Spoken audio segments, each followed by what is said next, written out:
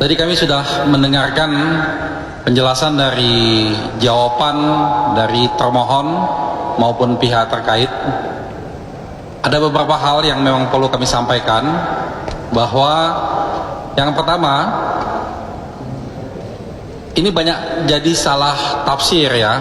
Kalau kami di 01, kami tidak membahas tentang TSM, tapi kami membahas tentang jauh lebih tinggi daripada TSM, yaitu pengkhianatan konstitusi, pelanggaran azas tentang pemilu, azas bebas, jujur, dan adil.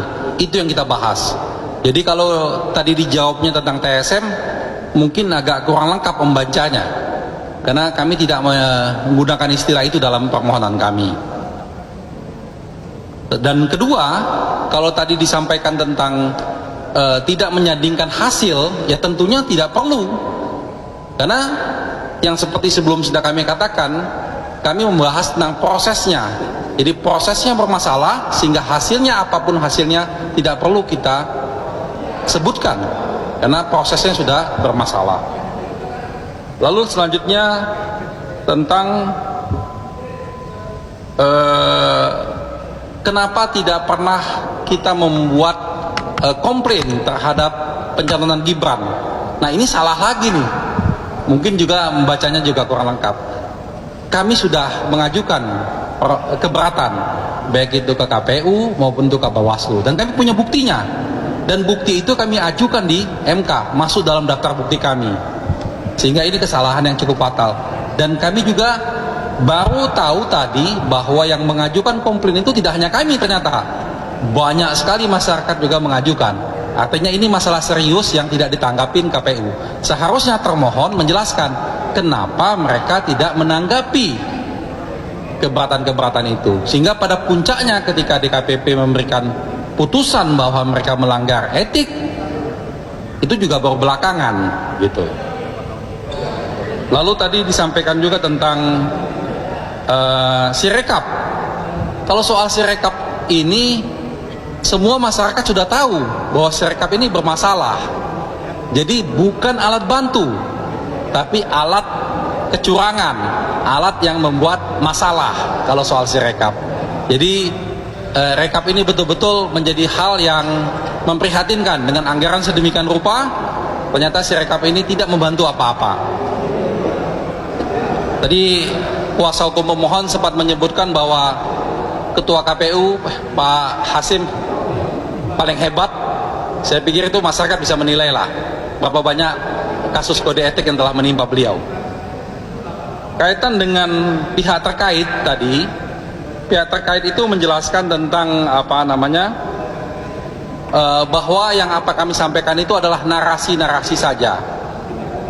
Seperti yang kami sampaikan sebelumnya, narasi yang kami sampaikan itu adalah fakta, tidak hanya dongeng, dan itu kami ikuti dengan bukti-buktinya.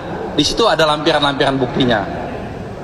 Tentang tadi kenapa ke MK tidak ke Bawaslu, sudah kami jelaskan juga sebelumnya bahwa yang kami permasalahkan ini adalah pelanggaran konstitusi. Bawaslu tidak mampu mengatasi itu, dan laporan kami ke Bawaslu, ratusan laporan kita ke Bawaslu. Lalu terakhir pihak terkait mengatakan bahwa kita sudah lewat waktu. Ini agak lebih lucu lagi, karena yang pendaftar pertama itu kami. Jam 1 malam kami sudah mengajukan mendaftarkan permohonan ini online, dan jam 8 pagi hari keduanya sudah masuk. Itu agak kurang tepat. Mungkin dilanjutkan oleh rekan saya Pak Her. Ya, terima kasih. Jadi tadi kalau menyimak jawaban dari termohon, ada satu hal yang membuat kami gembira. Kenapa gembira? Karena ada satu fakta yang belum dibantah oleh kuasa KPU, bahwa penetapan pasangan calon, ya, yang diantaranya adalah ada Gibran, ya, itu di dasar mengingatnya adalah PKPU yang lama, PKPU 19. Nanti bisa cek kawan-kawan. Mereka tidak menyebutkan kenapa alasannya itu. Kalau PKPU 19 artinya syaratnya berapa? 40 tahun. Ya kan? Ini nggak dibantah. Ini yang tidak dibantah, makanya kami senang. Ya, alasan untuk mendiskualifikasi ini adalah dasar itu. Kenapa perlu didiskualifikasi? Karena penetapan pasangan calon itu cacat gitu. Itu satu hal penting, satu hal mendasar.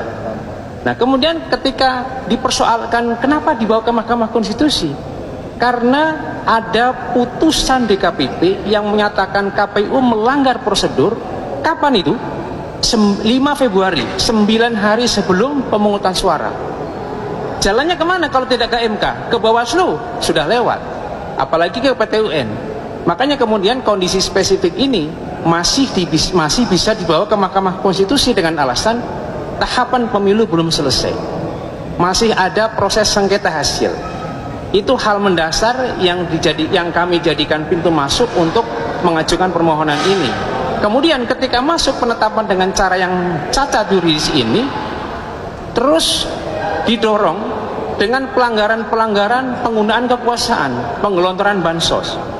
Bansos memang betul ada di APBN, bansos itu ada dalam undang-undang, tapi cara penggunaannya yang kita persoalkan. Kenapa Januari langsung muncul? Dan kalau bansos itu ditentukan ada daftar penerimanya, tapi diberikan di depan istana.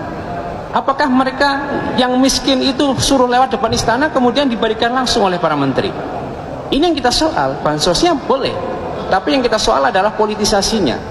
Tujuannya adalah untuk orang miskin, tapi kenyataannya adalah untuk kewenangan. Itu yang tidak dibantah. Itu yang tidak dibantah dalam keterangan pihak terkait. Makanya kalau kita mencermati itu, kita optimis. Permohonan kita itu tidak dibantah head to head atau apple to apple.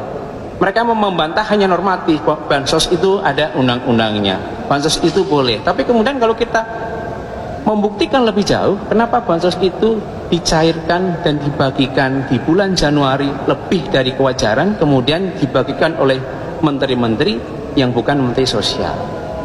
Kemudian yang kedua, ya, berkenaan dengan eksepsi tadi, ya, eksepsi yang sudah Mas Ari sampaikan. Eksepsi itu bukan dalam ranah perselisihan hasil sepertinya. Eksepsi absolut. Absolut dipandang oleh pihak terkait, ini bukan kewenangan MK. Lihat dong objeknya. Pelajari betul hukum acaranya. Objek permohonan kita adalah pembatalan keputusan KPU tentang penetapan hasil. Dengan objek itu maka kemana permohonannya? Ke Mahkamah Konstitusi. Nah, kemudian tenggang waktu Mas Ari sudah menyampaikan 3 hari setelah penetapan. Gitu. Kami ajukan bahkan 00 lewat berapa? 0058 di hari pertama. Bagaimana mereka mengeksepsi lewat waktu gitu. Jadi tanggapan-tanggapan yang tidak dalam kehakiman praktek hukum acara. Jadi dengan keterangan itu, ya karena keterangan itu tidak kuat, kami bahkan membantu kami cukup senang begitu dari persidangan tadi. Begitu ya. Nah,